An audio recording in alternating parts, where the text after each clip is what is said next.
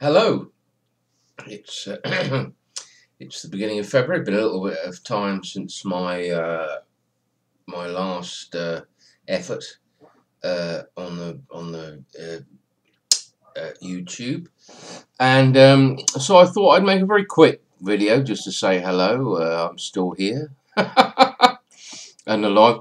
Life and generally it takes things up, and then you get bogged under and. Whatnot. Anyway, but hello, Travis. By the way, particularly, I will be picking that thing up. The yeah. So anyway, well, I'm smoking a bit of Erinmore. Excuse me. Just had a cookie. Sorry, little high tea. Yeah. I smoking a bit of Erinmore. Was my grandfather's favourite tobacco. He's long gone. He'd be about 100 and he'd be nearly 120 now. He was born in 1890 something, as I recall. Anyway, yeah, he was a grand old fella, and funny enough, as people will know me, I'm a great. I've got a bit of a hat collection. Perhaps I should give you through my hat collection. And I've always loved hats, but my first hat was one of his old hats. It was a sort of trilby cum fedora years ago. This is between 1973, something like that. I was given it, and it fit as well. It must have been tiny. I think your head stays pretty much the same. I don't know. Anyway, I say, and of course it doesn't. Of course it gets a bit bigger. Babies' heads seem to be extraordinarily large compared to their bodies. But yeah, now you go, one of his old hats, and it had a teardrop crown, which he'd obviously done himself, and with a dark brown ribbon on it, and it was a lovely hat. And I just love walking around it, and I've always worn a hat as a young, but not necessarily very, as a nipper. I wasn't going around in fedoras and whatnot, but I always liked to wear a cap or whatever, but not a baseball cap. Those things came in later in this country. We didn't used to when I was young. So I've got quite a lot of hats: deer stalkers, grouse hats, caps, tweed. Not. I don't own a baseball cap. Although I have done in the past, back when I was at university, I used to have an Oakland A's baseball cap, which I just like the colour of it. That's the only baseball cap I've ever owned, I think. Yeah.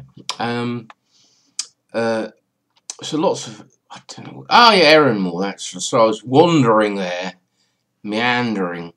So he was. I barely knew him because he passed away when he was gassed in the First World War, and I don't think he physically ever recovered from that. Oh, he worked and all the rest of it, but he didn't make retirement age from the 65. It had an impact on him that he didn't really recover from.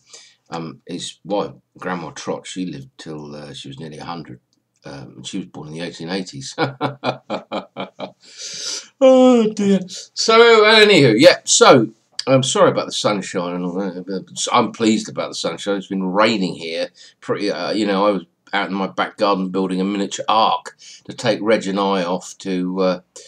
You can just see Reg there in the corner making an appearance. Reggie. See the old ears prick up there? Yep, he's got in his little tenty house. So yeah, he was. So I don't really know, but anyway, responsible. I've got fedoras, and I've got a smoking cap, and other things, trilbies, and all sorts of things. Anyway, I've got a Homburg, big Bates fedora with a huge brim and all the rest, a big crown. I'm going on about hats. This isn't a hat video. So anyway, he smoked. His go-to tobacco was because I think in the past, there's a certain snobbery these days, isn't there? Oh, he smokes cigarettes as well. But back then, you know, pipe smokers that I grew up around would have a cigarette occasionally, or cigarette smokers who primarily smoke might have a pipe. I don't think there's.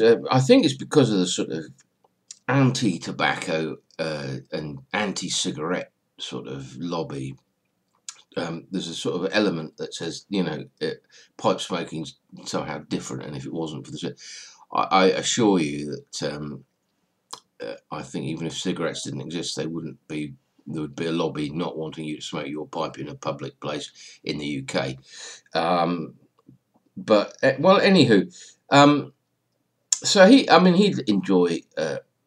I mean, my other grandfather, he was had pipes, he had cigarettes, he took snuff. You know, I think it wasn't quite this, you know, idea that you only do one or the other.